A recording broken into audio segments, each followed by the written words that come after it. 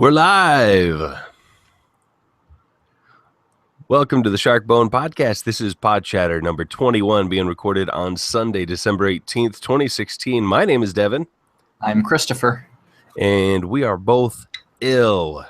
It's tis the season, and Is indeed. We both got colds or something. Oh no, I just am recovering from kidney stone. Kidney stone. Yeah. That sucks. It did. I can imagine. So I've had a pretty serious cold all week. It's been wiping me out because, you know, with a cold, you still have to go to work because a cold's not serious enough to not go to work. Right. But by the end of the day, you're like, oh my God, I have no more energy left. Let me just pass out here. Depending on the type of cold, sometimes it's halfway through your day. Yeah, that's very true as well. So pardon the way I sound. It's all up in my head right now. No, it's a technical issue. We're working on it. It'll probably be fixed next time, right? My vocoder has a virus or something, and so it's the sound is different. Yes, it's totally not you. So excuse coughing and sniffing and whatever else happens on the recording, the one that goes out on the podcast feed. I will clean that up as much as I am able, and hopefully I will actually get this one edited, not like the one that I released on Friday, where I just put the intro and outro on it and called it good. I haven't gotten a chance to listen to that one yet. Neither have I, actually. I think I remember being there when it happened. Yeah. It was funny because all week I was like, yeah, I'll get it edited. And then like the evening would come when I have free time and I'm like nodding off and I'm like, I just need to go to bed. And then Thursday night comes along. I'm like, crap, I have to edit the episode. And I'm like staring at my screen and I just could not work up the will to start editing. And I was like, I don't want to have it be late. I don't want to, you know what? I'm just going to release it as is because I didn't remember any serious issues going on with it. And I was like, why not? It'll be fine. It'll be fine. No bigs. So announcements for this episode. I don't have anything other than to wish everyone a happy holiday. Whatever it is you celebrate, I hope you have a wonderful one. Actually, a funny story about that. The first night of Hanukkah is Christmas Eve this year. Oh, okay. That's nice. So our holidays will coincide. Yep. So whatever holidays you guys celebrate or don't, doesn't matter. You're still awesome. Mm-hmm. That's very true. Other than that, I don't have any other announcements. I don't have anything serious podcast-wise going on. No. It's just, you know, it's the holiday season and we're all super busy. And because it's winter as well, we're all dealing with respiratory illnesses. Yeah, and I finally got a job. That's fantastic. And it's an accounting job. It's double fantastic. It's year end, which is not fantastic. So on the plus side, I have a job. On the double plus side, I have a lot of work to do. So, you know, I have job security. Yeah. The bad thing is that you can't get on in the evenings and game with me because it's too late for you. Yep. I mean, just to let you know how things are going. My first day of work was Monday, a week ago tomorrow. And so after my pseudo introduction to everybody, so after my job performance on Monday, they decided, I think we'll keep him around. So let's hire on another 6 new clients.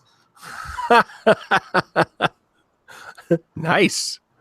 So apparently I did something right on my first 2 days that they're like, yeah, we're going to keep him. We need more work for him to do, though. So we're going to hire on some new clients. Hey, you know, you do what you gotta.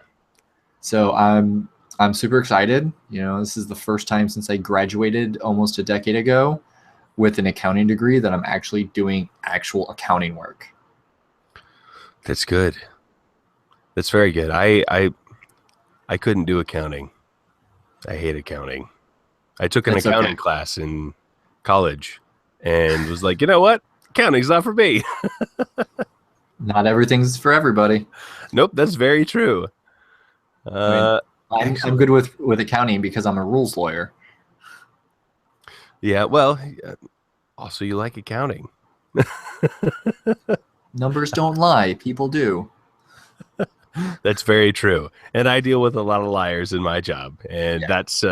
that's also exciting. Just like, really? Is that really what happened? Are you sure? Because the evidence is telling me something else. What what do They you mean? rear-ended me. I didn't rear-end them.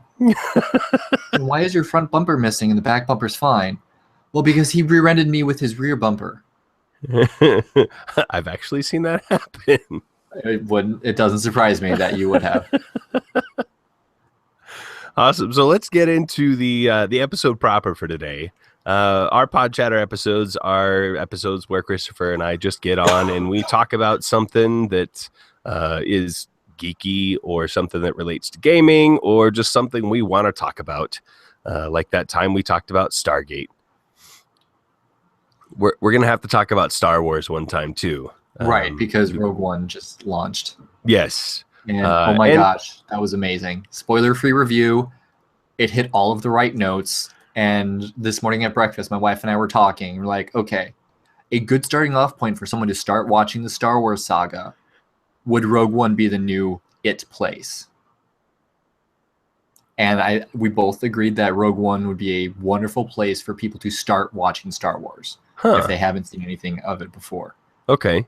Because my wife is not a Star Wars fan, but she's seen the new Star Wars movie, The Force Awakens, and she's familiar with a lot of the characters, and she thinks the characters are fun, but she doesn't like she doesn't like Star Wars as a franchise. She liked The Force Awakens because it had recognizable characters that she knew and loved.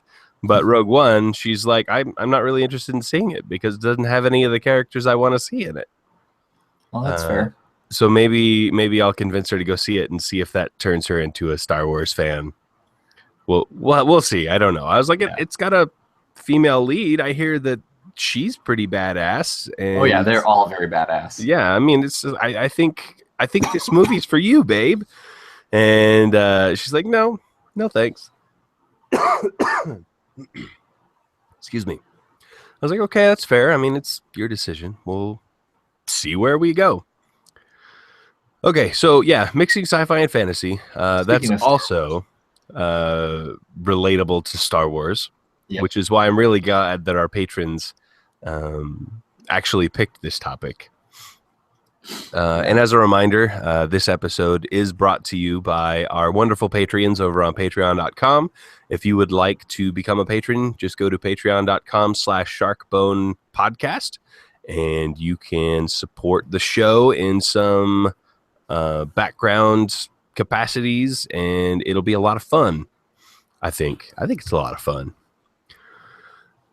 So, mixing sci-fi and fantasy. Where would you start, Christopher? Well, since we're already talking Star Wars, the obvious thing to me is the Clone Wars cartoon, the Night Sisters arcs. Okay. It's been too long since I've seen those. I don't remember them. Well, they raise the dead. They have zombies and specters fighting for them, and they do all these really weird mystical things that it's done through the Force somehow, but I don't know how. It's the Force sorcery. Yeah. Yeah, it's more magic than telekinesis and stuff. Their weapons are bows and arrows that fire energy arrows. And it's not like Chewie's bowcaster. It's an actual, archery bow that just happens to fire arrows made of energy. Okay. So it's just as effective as a blaster, but it's very medieval, very fantastical. Okay. So you would take a science fiction world and then add some fantasy trappings to it? Mm-hmm. That's good that you went that way, because I went the opposite way. I took a fantasy world and added some sci-fi trappings to it. Okay. Yeah, like Numenera. Yeah, I was thinking about that game as I was writing everything. There are also a few book series that I haven't actually read because I'm not a big fan of mixing fantasy and sci-fi, or I wasn't in the past. I think I Hmm. could probably enjoy it now. But yeah, my idea was you take one or the other, and then you decide what elements from the one you didn't pick you're going to put into the one you picked. So Right. in my form, I would say, okay, well, I'm taking a fantasy world, and then what am I bringing in that is advanced? You know, what is going to be the sci-fi element? And one of Hmm. the ideas that I came up with that I really, really like, because it has the word Stargate in it, is advanced healing pods, like the Stargate coffins being the only advanced tech. Okay. So when someone dies, they can be put in this advanced healing pod and brought back to life. Or if they get this grievous wound or whatever, they can just be healed in a few minutes. And so even in a fantasy world, that's going to change the entire landscape Right. because the mortality rate's going to be way low.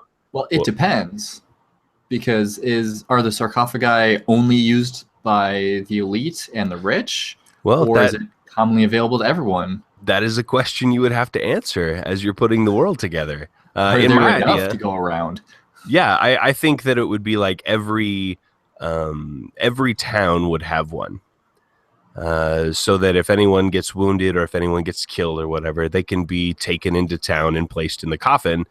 Because I think that would be a really cool element to just have be normal in Hmm. this fantasy world, where it's just like, oh, Jimmy died again. Oh, I didn't want to go into the town again this week. So you throw his body in the cart, you wander into town, and you put his body in the coffin, and in an hour, you got Jimmy back. That's what happens when he falls down the well all the time. Mm-hmm. Yeah, he should really be more careful. Right. Or get a guard dog.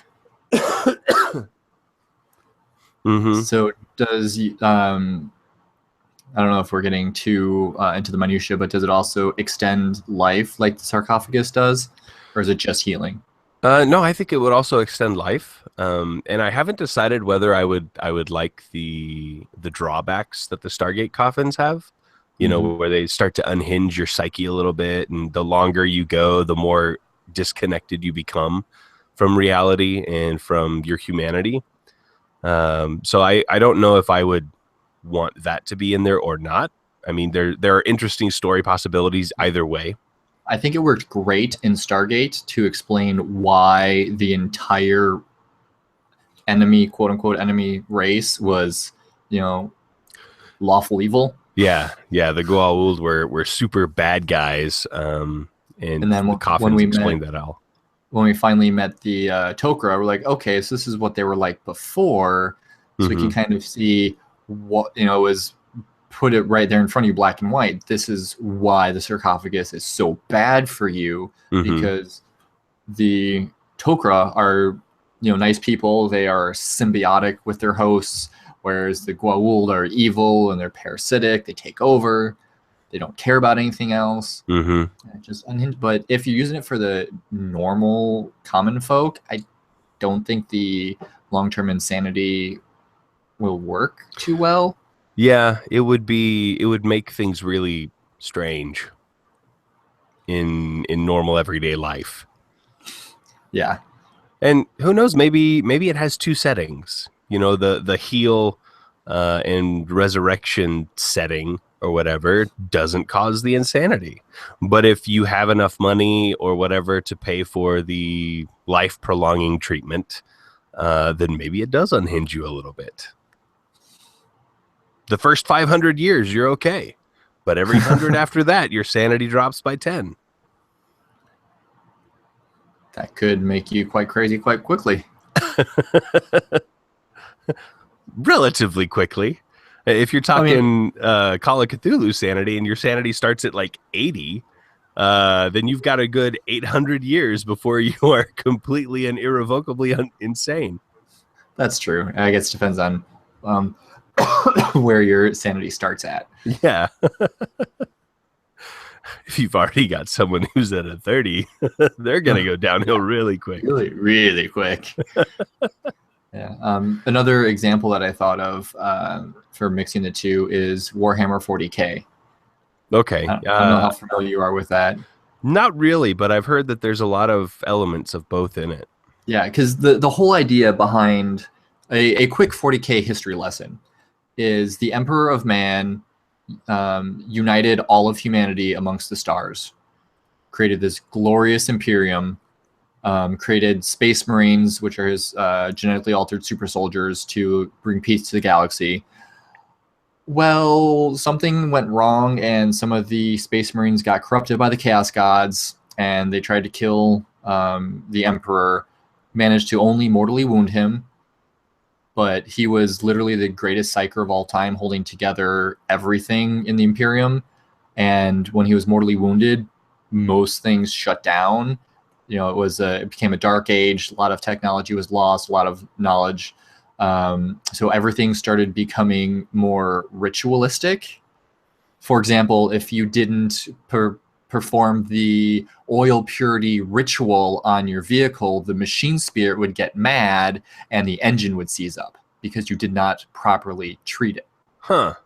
Okay. Or like the act of building a bolt gun, which shoots pop can sized mini rockets.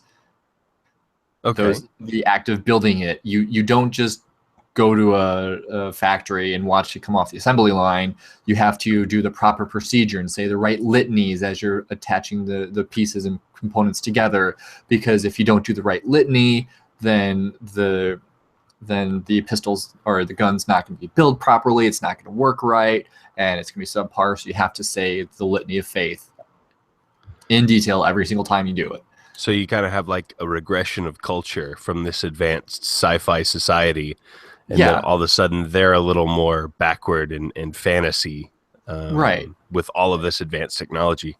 Yeah, and so it's kind of when a lot of the books and the games take place is the Imperium is starting to recapture a lot of the lost human colonies, and so you're literally finding fantasy worlds, and they're being reintroduced into the Imperium because they're human. They're human, so they have to rejoin humanity because that's the Holy Crusade. And sometimes they leave the planets the way they are, sometimes they don't. A good example in the book Space Wolf, I think, or maybe the first book in the Space Wolf saga, I don't remember. It's been like 20 years since I read it. But the Space Wolves are the 40K equivalent of Vikings. Okay. So, Fenrir is their Primarch. And they are, they've got the wolf motifs going on and everything. And so on their home world, when a warrior dies valiantly in battle, the Space Marines come in and pick him up and give him a chance to join their ranks. After he already died? Right. So they die and they'll throw him in a sarcophagus, which will bring him back. Interesting. Or maybe it's that they suffered a mortal wound, but with the advanced medicines, they could, prevent him from dying. Okay. But either way, so the book follows a person who started off as just a normal human, became a Space Marine. And so when they were describing all of the advanced technology of the Space Marines, they were just talking about it from their perspective.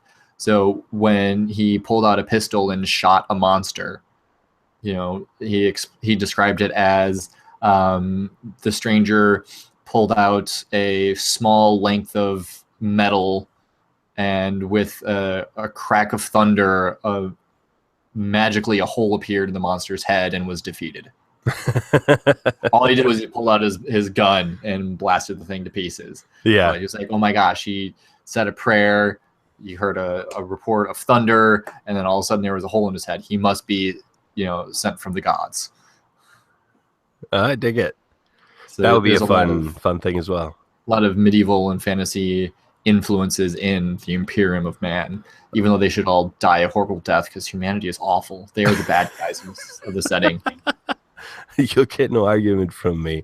But that's one thing that I didn't think of when I was thinking about mixing sci-fi and fantasy. I was thinking about the technology and the culture, but mixing characters from the two different Mm-hmm. genres would be pretty amazing as well. Like I'd love to play a sci-fi guy who gets thrown back into a fantasy adventuring party, or play the Mm-hmm. fantasy guy who gets thrown forward into a Space Marines hit squad, and you're wandering around with these people, and things are just so different. There are going to be so many things that you're not going to know about. I think that Mm-hmm. could be it could make for some pretty awesome in character dialogue Yeah, and stress too.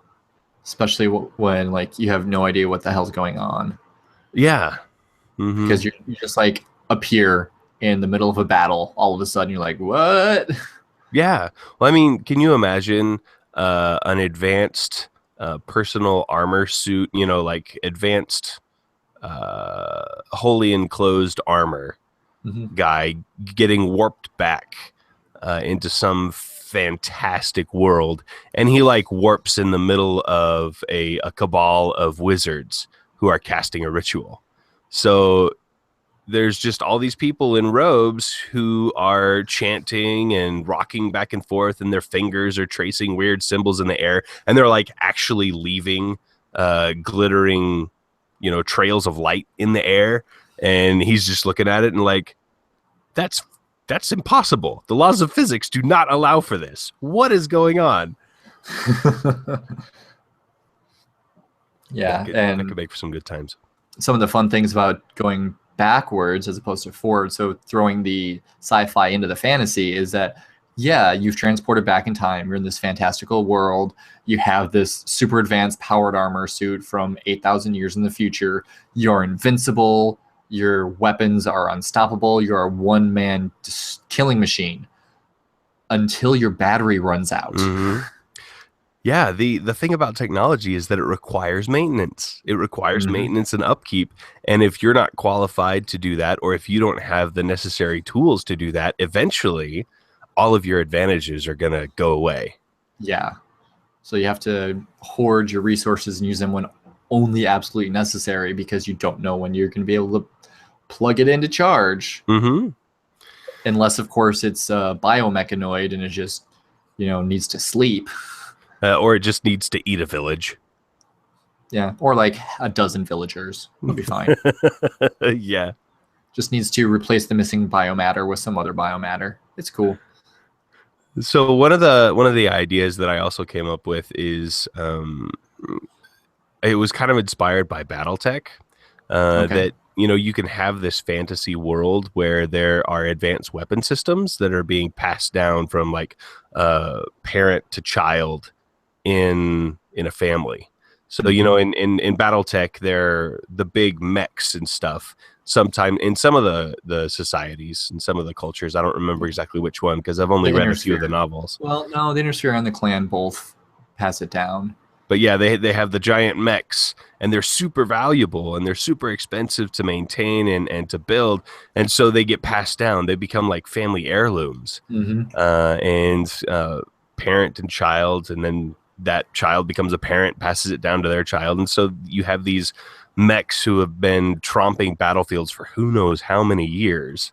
They're still being operated, and I think it would be pretty fun to have like your feudal system of government where your knights are all families who come from, or they come from these families where these advanced weapons are being passed down. Right. And that's what makes them knights, is their access to this advanced science fiction weapon system, whatever it ends up being. Yeah. And you can even take that and do a fantasy twist on it and have it be like a golem that you get Mm, inside and control. yeah. And then, in order to prove that you're worthy to be the knight to ride it, you have to slay a dragon and, use the dragon heart crystal to power up your golem or something. Oh, that would be interesting. Yeah. Yeah. Someone found out that there I, was a way to I stole replace the that. power supply. I stole that from Vision of Escaflowne. There's so many anime written about that kind of thing. Yeah. Because most of them are either modern day going back in time or modern day with future and past kind of colliding. Mm-hmm. So Vision of Escaflowne, the main character, is she's a track star in middle school, and she stumbles into this portal which takes her to this fantasy world, and they have these battle mechs, for lack of a better term, that you have to kill a dragon and steal its. There's literally a crystal inside of its heart, and you have to use that to power the machine. And so it's more steampunky than, I guess, fantasy. Okay. But these dragon heart crystals are what pretty much run uh, anything that requires power. So in That's order cool. to power anything, you have to kill a dragon. Oh, yeah. And dragons don't like that. Yeah. Well, I can imagine they wouldn't. That just gave me a thought. What if the thing that was being handed down from parent to child wasn't the advanced system? It was like the power supply that never ends. And so because they have this key to ancient tech, they can wander the land, and if they find something, they could turn it on with their power supply until they no longer need it, or then they can remove it and move on. That would make for some interesting intrigue and politics. Like if you're a family of nobles who's overseeing this area of land, and you've got like 5 different devices in your family's land holdings that you need to activate, but you only have 3 power sources. And so you've got to, decide which ones need to be turned on when, and all that kind of stuff. That would be fun. Kind of sounds like Stargate Atlantis. Mm-hmm. We only have 2 ZPMs. We don't have enough power for every system. Yep. That idea was definitely inspired by the ZPMs from Stargate. Or another interesting twist on that is it's not a specific item that's passed down from parent to child, but it's the genetic code. So you're genetically, the ATA gene. Mm-hmm. Or like in Evangelion, where the main character's mother was like sublimated into this alien machine hybrid, and so that's the only reason why he can pilot it, because it's a genetic match. He's a genetic match to his mother. Okay. And so it's the standard 14-year-old stumbles into a giant mecha and starts blowing shit up. Yeah. But it's his genes, that his genetic makeup, that makes him compatible to the machine, which is really good way to test for bastard children. Is this actually the child of the house? Well, have him walk the machine. If he doesn't have the right genes, then no, get rid of him. Yeah, and it would be a really awesome way to tell the story of the hero coming up from nothing, like Luke Skywalker. He was just a moisture farmer, but he had the ability to use the Force. Yep. You could tell that same story using the idea you just presented. Just some farmers out there, but his father or maybe his grandfather was out in battle and got drunk, and he liked to lay with a lot of people, and so knocked your grandmother or your mother up, or who knows, whatever. And so you've got the gene, even though you're common folk, you're not nobility, so you don't have the cultural right or cultural training to do this, but you do have the genetic marker, so no one can refute your claim. And by law, anyone who's able to operate the machines must be trained as a knight, because obviously they're at war with the other kingdoms, and they all have their own army of giant machines. Oh yeah. And so 1 or 2 pilots down is a major hindrance. Because if they ever decided to come at you in force, you would lose because you don't have enough pilots. Yeah. And it could be like the tech is it's a war of attrition, but the tech is nano-based and self-repairing and self-replicating. So there's never a shortage of the tech, but there's a shortage of people who can use the tech. There you go. Or maybe they just, instead of them self-repairing, there's like this mystical ritual that you can do that will create more. Okay. and so only the most powerful of spellcasters are able to use these rituals. And each spellcaster can only do it, a few times, but each time you can make 2 or 3 machines, and then once you're done, you're done. And now I just want to have like a cabal of sorcerers or stuff who like study ancient incantations from these books that end up being like technical manuals. And so what they have to do is there's like this nanite bath. And so they like strip down, they wade out into this nanite bath, and then they do the chant.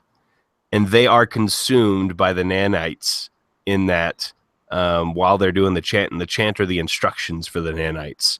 And then their organic tissues that are being disassembled are used to form the organic connectors inside whatever machine or thing that the nanite bath ends up building. Okay. So that would be kind of trippy and also a little horrific. Right. But we all know that I like that kind of flavor in my stories. Yeah. So the ultimate sacrifice is giving yourself up to become the next machine. Mm-hmm. Yes, you're a great pilot, but after a while, pilot skills dull and they have to retire. Well, what happens when you retire? Well, if you're a really good pilot, they want you to keep fighting, so they want you to become the next machine.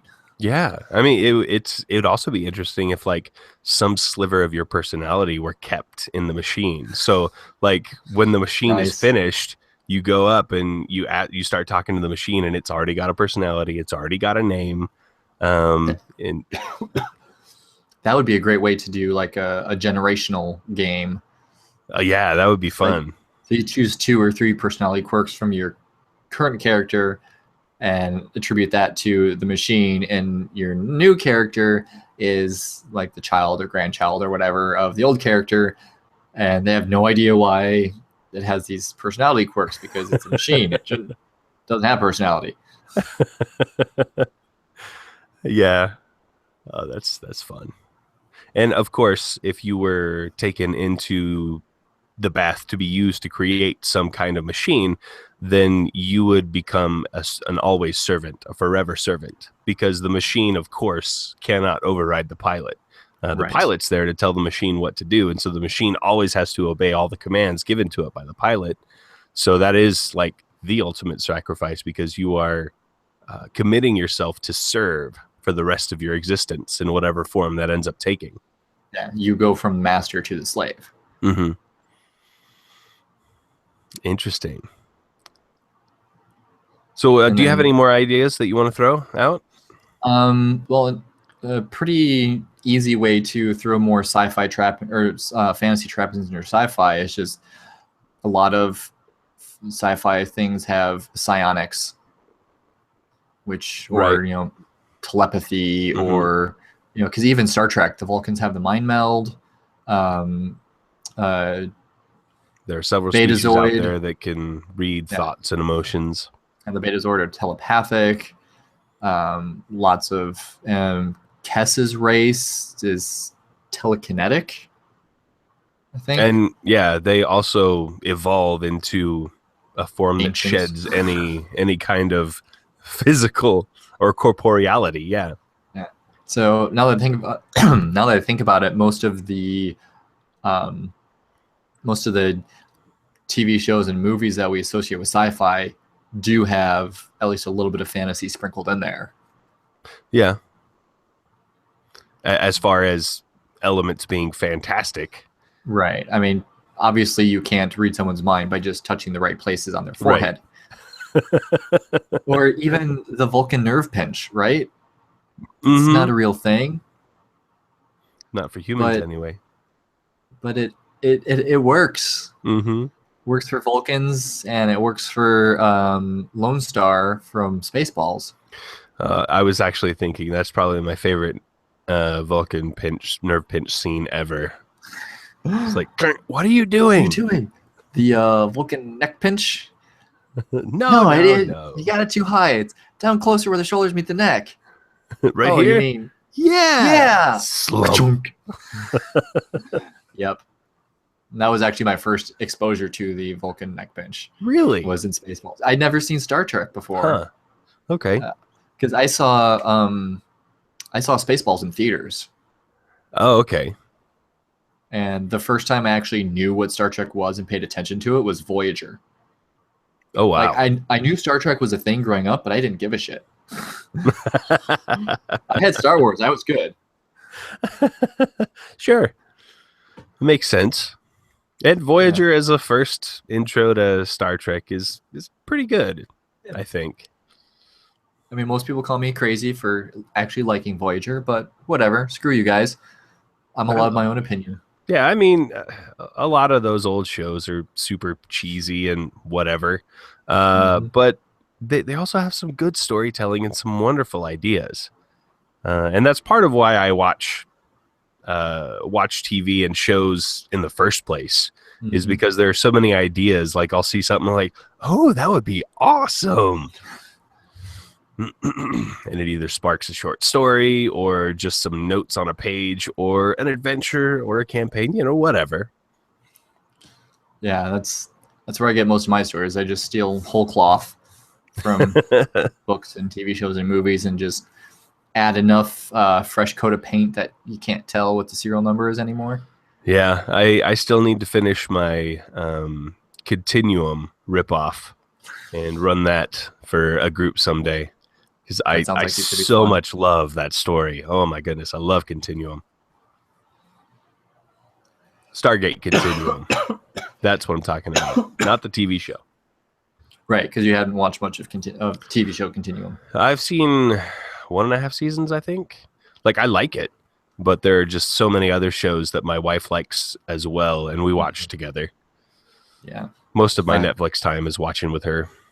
right. Most of my Netflix time was watching on lunch breaks at work Yeah. or during downtime when there was nothing to do. Most of my TV show watching was at work. I am watching Hell on Wheels right now on Netflix, and I am so enjoying that show. That's fantastic. I've not seen it, not Uh, even heard of it. it's an AMC channel show, and it's about a Civil War vet from the South, um, going out and trying to get revenge on the people who killed his family during the war. Okay. And it also features heavily the construction of the Union Pacific Railroad heading out west. So that's why it's called Hell on Wheels, is because that's Okay. what the town is called, where everyone lives while building the railroad, because it's hell and it's on wheels because they have to move it every so often to keep up with the railroad. Gotcha. And I just started season 2 the other day, and it's got some great storytelling elements, some excellent characters, and I'm really loving it. Very cool. So I was thinking that a lot of times when you try to put a lot of, try to do a good mix of fantasy and sci-fi, a lot of times it comes up as like steampunk or magipunk. Mm-hmm. Because I mean, think about Eberron. Yeah, That's very sci-fi in my fantasy. it is. Uh-huh. You've got airships, you've got You got lightning maglev rail. trains. Yeah. Yeah, you've got, for lack of a better term, robots. Mm-hmm. With the Warforged. And I don't know if you've ever watched Ruby. No. Okay, so Ruby is very similar to that. It's a medieval-esque world where you've got monsters everywhere, and the main characters are trained to be huntresses, people who protect other Okay. people from monsters, and they all have some sort of special power. Like the main character Ruby, she's super fast. All right. Not quite as fast as the Flash, but she could probably give Superman a run for his money. Okay, so Um, she's real fast. yeah, she's real fast. Weiss can summon, or she's learning to summon. That's like her family's hereditary ability, is that they can summon creatures. Blake can create mirror images of herself. Okay. And so they all have these different abilities that are, magical in nature. Mm-hmm. One of the characters, Pyrrha, she can control magnetism. So she's all Captain America, throwing her shield and whatnot. Okay. And like when she's fighting other people, she can actually use that to control the metal in their weapons, or if they've got steel-toed boots or whatever. So she makes it seem like she's the untouchable girl because like they always just barely miss. It's because she can manipulate magnetic forces, right? Mm-hmm. So they all have these really cool things, and the main power source is dust, Okay. which is very materia-like. So you've got these crystals. Sometimes you get them in actual dust form, but they're usually congealed into crystals. And you've got fire, water, lightning, air, energy, all that stuff. So it's very Magitech. And Right. then they've got these awesome weapons that are transformable. The main character's weapon is this gigantic scythe, like twice her size, and it's Okay. also a high impact, customizable sniper rifle. That And works. and her sister has these gauntlets that also have a shotgun integrated into them. Interesting. That's some impressive miniaturization. Right. So you've got these magical abilities, and then you've got these everybody's weapons are capable of range as well as melee, Okay. with the exception of one character. But other than him, everybody's weapon can perform well in both roles. Okay. So, and it's more of a fantasy setting, but they've got all these cool things, like they've got airships, and season 2 introduces robots and mechs, and you've got fantasy races because there's the faunus, which are humans with animalistic traits. Okay. Cat ears, cat tail, um, antlers for deers. There's some sort of animalistic Okay. physical representation of their animalistic heritage. And that definitely fits in both sci-fi and fantasy. Yeah, it's like right there in the middle because you've got Mm-hmm. both. Yeah. You've got your cat girls with shotguns. Yeah. Well, I mean, there are uh, what am I? What was animal like races in a lot of science fiction. Yeah. Yeah. I mean, you'll go out and you'll read some space battle military sci-fi. Well, I have read some, and I really like the ones where they take like the species' innate abilities and translate them to space warfare and figure out where they are excellent at. Like the cat race, they're very good at stealth and sudden, harsh, brutal attacks, and then fleeing. Yep. And then you've got the avian races, who are superb dogfighters because they have that innate sense of a 3D space and moving through and fighting in a 3D space, something that like humans don't have because Right. all of our history is in 2 dimensions, forward and sideways, on top, on the On the land. surface. Uh-huh. Yeah. And so we go up against these avian aliens, and our fighter pilots just can't compete with them because they can pull maneuvers and they have an innate understanding that we just don't have. Yeah. That's actually pretty cool. One of my last point for this was, and it basically comes down to find a, like, I think one of the coolest ways of mixing sci-fi and fantasy, like if you're taking a fantasy world and putting some sci-fi in it, find one problem that this world has and solve it with advanced technology, and then leave the rest alone. Because that will change everything. And for the last one I put was transportation. Oh yeah. So you could have bullet trains, you could have transporter pads, you could have elevators, whatever you end up wanting to make the transportation being. And that's going to change the entire landscape of the fantasy world, even if you don't change anything else. Right. And a very similar thing, if you want to invert that, is to add one element of fantasy to your sci-fi. Is just what one thing works in your setting that by all rights shouldn't. Why does it just happen? Yeah. Like for example, hyperspace makes sense because you go to an alternate dimension where things travel faster. That's not magical, but something like in Dune, personal shields are completely invulnerable except for knives. Why is that? I don't know. It just is. Yeah. Or like if you shoot a personal shield with a laser weapon, it creates a nuclear explosion. Why is that? I don't know. It just is. Yeah. Yeah. What other fantasy elements could you throw into science fiction to change everything? I mean, the easy one would be like magic works. Yeah, But I that's feel like, very broad. yeah, that's been done a lot as well. You Mm-hmm. know, there's a lot of sci-fi out there where magic is also a thing. Yeah. Um, for some reason, gunpowder doesn't work. Why is that? Yeah. I don't know. Just gunpowder doesn't work, so you have to fight with swords and knives and bows and arrows. Mm-hmm. Projectile weapons will not work. That's very interesting. Yeah. You could